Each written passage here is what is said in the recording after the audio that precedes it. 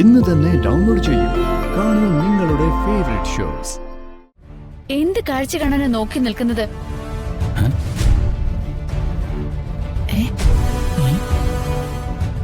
ഒരു സാമാന്യ മര്യാദയെങ്കിലും കാണിച്ചൂടെ? പെണ്ണുങ്ങളുടെ കാലിൽ മരുന്ന് പുരട്ടുന്നത് നോക്കി വായും പുളർന്നങ്ങ് നിൽക്കുന്നു. എന്തിനാ ഇങ്ങനെ വിഷമിച്ചിരിക്കുന്നത്? ഹരിതയുടെ വീട്ടിൽ പോയിട്ട് ഇങ്ങനെ വിഷമിപ്പിക്കാൻ മാത്രം എന്ത് കാരണം ഉണ്ടായത്? മനോജും ഹരിതയും കൂടി അമ്മയെ വല്ലാതെ കഷ്ടപ്പെടുത്തുന്നുണ്ട് അല്ലേ?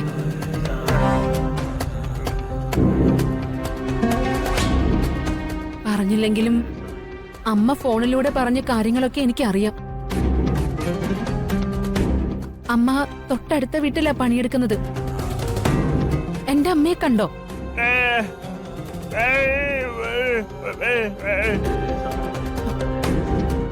അതാരാ കണ്ണെഴുതി പൊട്ടൊക്കെ തൊട്ട പെണ്ണ്?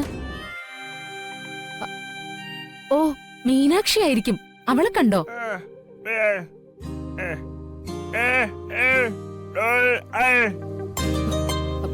കണ്ടപ്പോ മീനാക്ഷി വാതിൽ അടച്ചു കളഞ്ഞോ?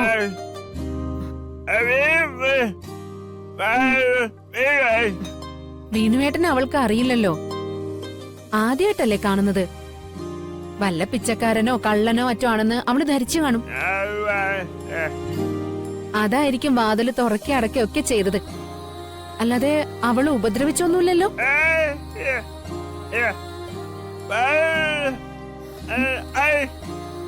ഭക്ഷണം കഴിച്ചോണ്ടിരുന്നപ്പോ തല്ലിയെന്നോ? ആര്? മനോജോ? ഹരിതയാണോ തല്ലിയത്?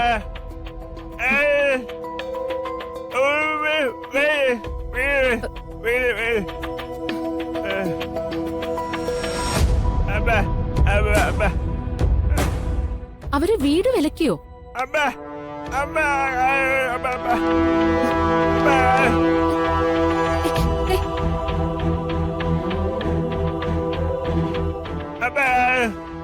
അമ്മയെ കാണാൻ വീണ്ടും ചെല്ലൂന്ന് ഉറക്കെ വിളിച്ചു പറഞ്ഞുന്നോ?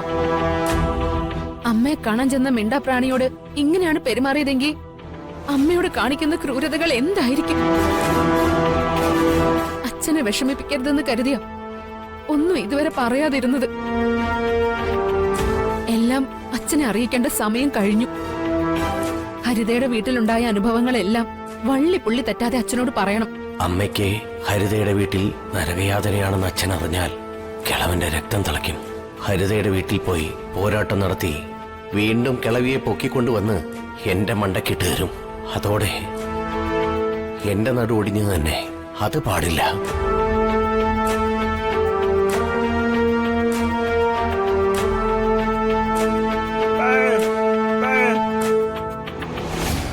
നീ വന്നിട്ട് എന്നെ കാണാതെ എങ്ങോട്ടാടാ പോന്നെ?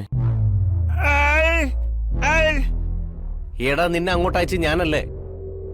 എന്നെ അല്ലടാ നീ ആദ്യം വന്ന് കാണേണ്ടത്. അമ്മ അവിടെ അനുഭവിക്കുന്ന ദുരിതങ്ങള് ആദ്യം അറിയേണ്ടത് അച്ഛനല്ലേ? എന്തിനാ അച്ഛനെ കൂടുതൽ സങ്കടപ്പെടുത്താനോ? സുഹിത്രേ, ആലോചിച്ച് നല്ല ക്ഷമയോടെ വേണം ഈ പ്രശ്നത്തെ നേരിടാൻ. ഇവന്റെ വായി എല്ലാം കൂടി കേൾക്കുമ്പോ തന്നെ അച്ഛനത് നിയന്ത്രിക്കാനാവോ? ജീവന് തന്നെ ആപത്ത് സംഭവിച്ചു എന്ന് വരാം. സുഹിത്രേ, എന്ത് കാര്യം ചെയ്യുന്നതിന് മുമ്പ് അതിന്റെ വരും വരായികൾ ശ്രദ്ധിക്കണം. ഒരു പെണ്ണിന്റെ എടുത്തിയാട്ടം ഈ കാര്യത്തിൽ പാടില്ല. ഹരിത അമ്മയെ ദ്രോഹിക്കാതിരിക്കാനുള്ള കാര്യങ്ങള് ഞാൻ നോക്കിക്കോളാം. ഒരു നിവൃത്തിയില്ലെങ്കിൽ ഞാൻ തന്നെ നേരിട്ട് പോയി അമ്മയെ കൂട്ടിക്കൊണ്ടുവന്നിരിക്കും. അച്ഛനെ തൽക്കാലം ഒരു കാര്യം അറിയിക്കരുത്. ഇതൊക്കെ വിശ്വസിക്കാമോ? വിശ്വസിക്കാം. വെറുതെ വീട്ടിൽ ദുരന്തങ്ങൾ ഉണ്ടാക്കരുത്. നീയേ വിനുവിനെന്തെങ്കിലും കഴിക്കാൻ കൊടുക്ക്. വാ.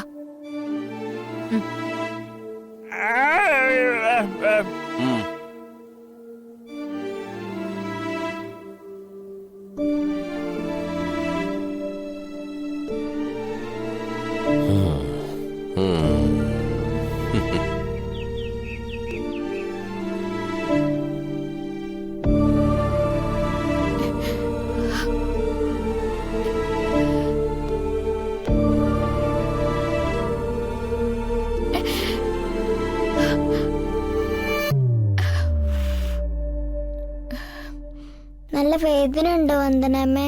ഓ അതൊന്നും സാരമില്ല, മാറിക്കോളും.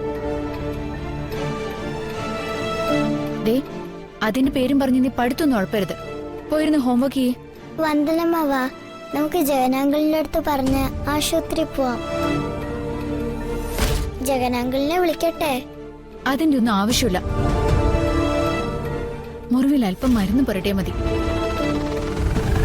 മെഡിക്കൽ സ്റ്റോറിൽ നിന്ന് ഒരു ഓയിന്റ്മെന്റ് വാങ്ങിയാൽ മതിയായിരുന്നു. ജഗനാങ്കിളിനോട് പറഞ്ഞാ വാങ്ങിക്കൊണ്ട് വരും.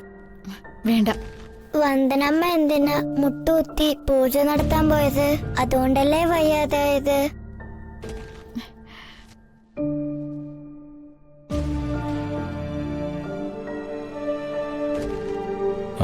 മുറിവിൽ പരട്ടാനുള്ള മരുന്നുകൾ വാങ്ങിയിട്ടുണ്ട്.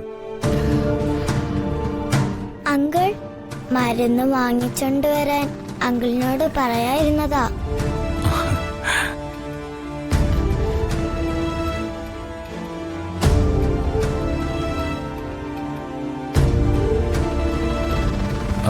ഞാൻ പുരട്ടിത്തരാം.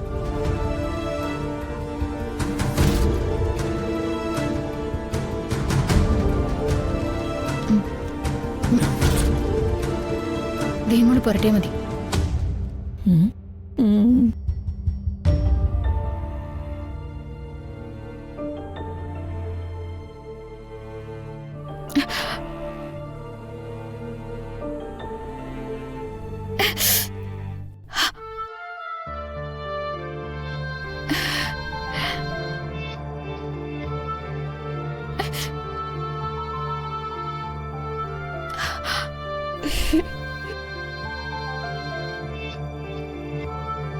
നിന്നോട് മരുന്ന് പുരട്ടെന്നെ പറഞ്ഞോളൂ, ചിരിക്കാൻ പറഞ്ഞില്ല.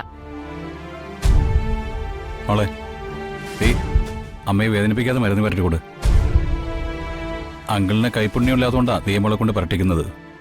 കൈപ്പുണ്യമുള്ള ഒരു തൊട്ടാ മതി, ഏത് മുറിവും പെട്ടെന്ന് കരിഞ്ഞോളും.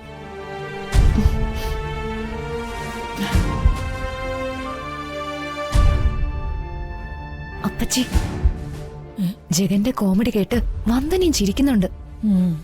അവരങ്ങ് ധാരണയെ ഒരുമിക്കൂ. അങ്ങനെ വന്നാ നമ്മുടെ പദ്ധതിയൊക്കെ പാളിയത് തന്നെ. ജഗനും വന്ദനയും തമ്മിൽ അടുക്കാനുള്ള സാധ്യതയൊക്കെ ഞാനും കാണുന്നുണ്ട്.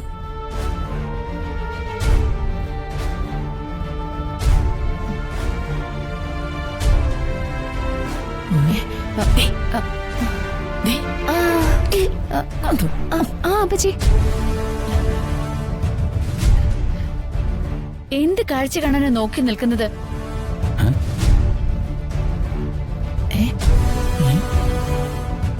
ഒരു സാമാന്യ മര്യാദയെങ്കിലും കാണിച്ചൂടെ? പെണ്ണുങ്ങളുടെ കാലിൽ മരുന്ന് പുരട്ടുന്നത് നോക്കി വായും പിളർന്നങ്ങ് നിൽക്കുന്നു.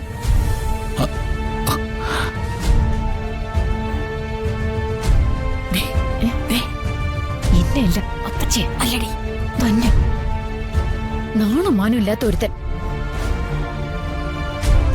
പൊക്കോണം എന്റെ മുന്നിന്ന്. മാനത്തെ കൊട്ടാരം